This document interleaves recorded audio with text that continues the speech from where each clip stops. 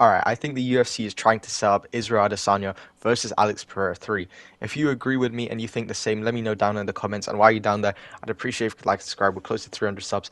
But let me get into it because Alex Pereira, as we know, is not going to be fighting until probably around December or January. And is came out recently.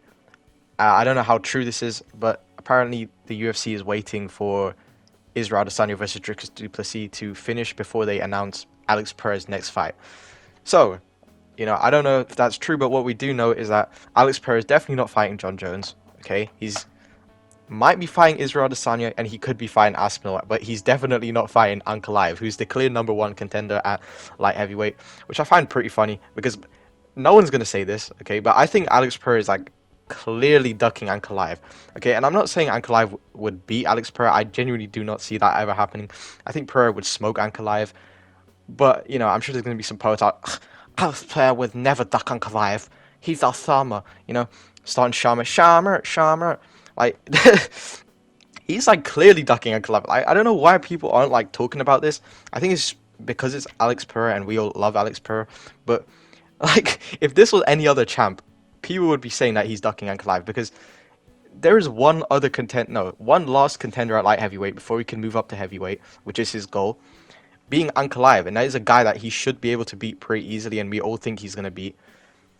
And then he's not doing it. It's one guy. It is just one guy, and he doesn't want to fight him. He's not calling for the fight or anything. Dana White is saying that Ankalaev is clearly not fighting because he's fighting Alexander Rakic at UFC 308.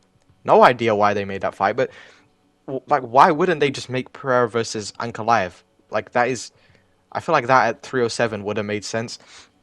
Obviously, he is out, but it doesn't even matter when. They could have made that on the December card, but if Conor McGregor is like not fighting on it, because Ankalaev versus Alex Pereira is a huge like fight. Like that, even if Ankalaev is not a huge star, Alex Pereira is, and it doesn't make sense why they're not making this fight. It's a huge fight that's going to make a ton of money. It's the clear next step for Alex Pereira, and they are not making this fight. And I don't know if it's Alex Pereira ducking them or it's the promotion just not wanting this fight because it's too big of a risk. If Ankalaev somehow beats Alex Pereira, you know, like, that's a huge like loss on like, I guess, money because Alex Pereira is such a huge star right now. And like, I just don't know. Like, I don't know why not enough people are talking about this because if this was anybody else, you've got one guy left in division before you can move up, being a guy who a lot of people think is a bad stylistic matchup for you, even though I don't even think it is. I think he smokes Ankalaev easy, but no, a lot of people think it's a bad stylistic matchup and you don't fight him. Does that not sound like ducking, bro? Like, I don't know what else to say. But, Alex Pereira not fighting Ankalaev, so that fight isn't happening. So, the only other two guys he can realistically fight are Tom Aspinall, if they just let him move up.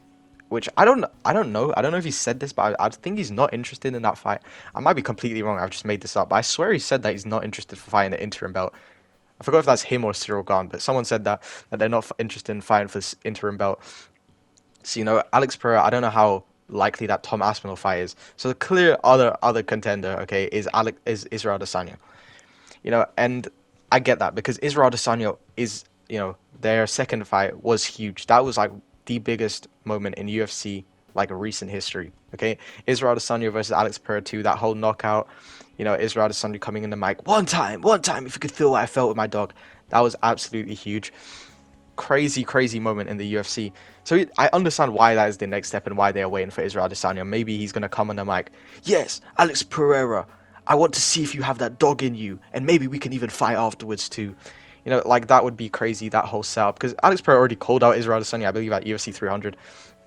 Alex Pereira did not accept. No, not Alex Pereira. Israel Adesanya did not accept that fight, and it's kind of like again, like I feel like Alex Pereira is picking the easy fights because.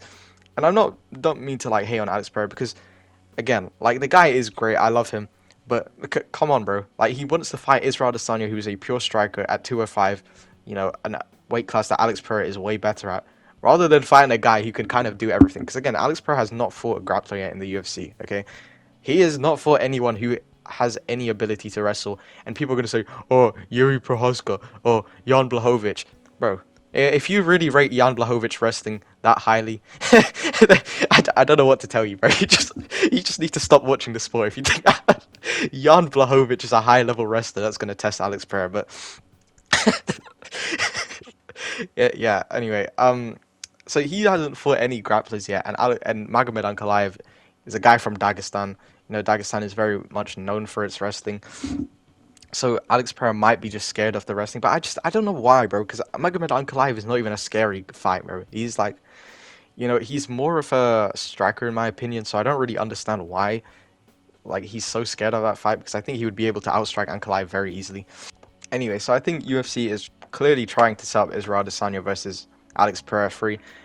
And I'm not even mad at that fight. I think that is a very cool fight to have, but I'm still kind of angry that they're skipping Ankalaev because that fight makes no sense to like skip out on. Because again, like I said earlier, that would be a huge fight.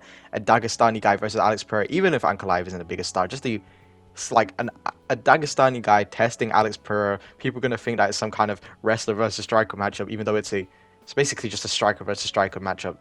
But yeah, so Israel Adesanya, Alex Pereira, that is a great fight. I do hope that gets made, by the way. I'm praying Adesanya literally just KOs dricus, gets on the mic, calls out Alex Pereira, because that would be huge.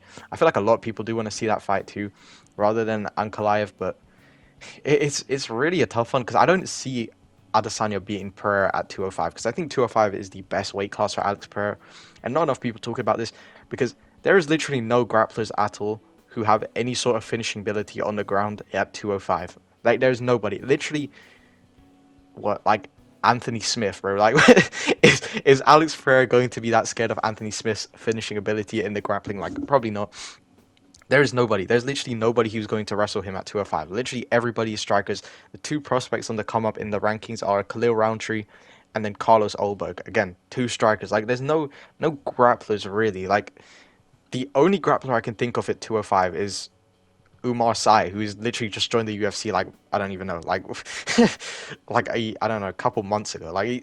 Alex Pereira really has no threat to be like wrestled with in 205. So I don't know why he's trying to move up to I think 60 at heavyweight, where like literally most people in the top five are grapplers. John Jones, he's a wrestler. Tom Aspinall has absolutely insane jiu-jitsu, and then Curtis Blades is a good wrestler as well.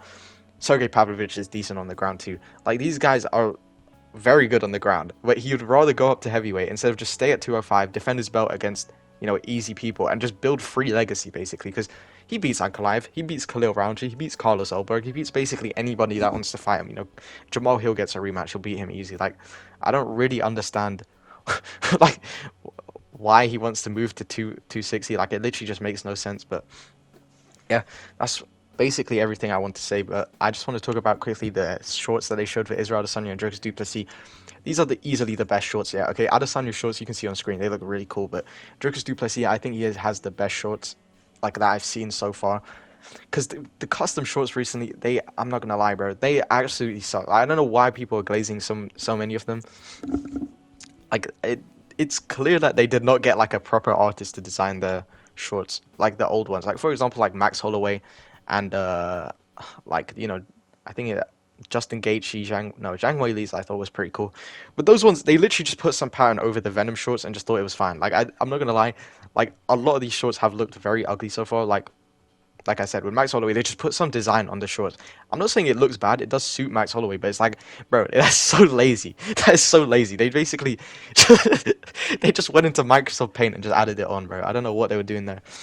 But, these ones look really cool. I like the dricus ones. I like Izzy's ones. I thought Alex Pereira's ones were just okay, but, they have, like, some meaning to his roots. So, that's fine. And then Leon Edwards' one, I'm not gonna lie. I don't know who designed that. I thought that was absolutely ugliest shorts I've ever seen in my life. But yeah, that's gonna be it. Thanks for watching. Like, subscribe. All right.